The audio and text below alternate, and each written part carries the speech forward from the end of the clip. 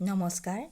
লাচিত দিৱস উপলক্ষে আবৃত্তি কৰিবলৈ লৈছোঁ দেৱকান্ত বৰুৱাৰ কবিতা লাচিত বৰফুকন।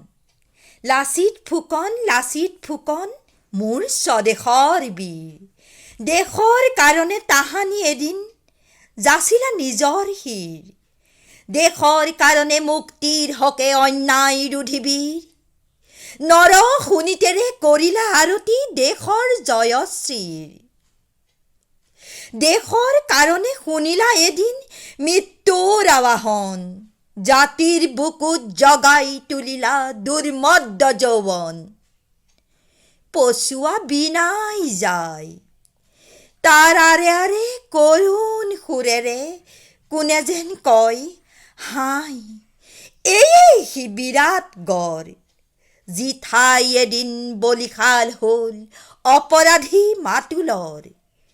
শুনিছোঁ বন্ধু ইব্ৰাহিমৰ কাহিনী বীৰত্বৰ, দেৱতাৰ হকে পুত্ৰ বুকুত হানিছিল খঞ্জৰ, সিদিনা আহিল দেৱদূত নামি দূৰ সৰগৰ পৰা, পুত্ৰ সন্তাৰ নামতে আজিও গৌৰৱময়ী ধৰা। হে অসমৰ ত্যাগৰ মূৰ্তি, মাতুল ঘাতক নবী, তোমাৰ আৰতি কৰিলে সিদিনা অসম ভাগ্যৰবী। ধন্যবাদ।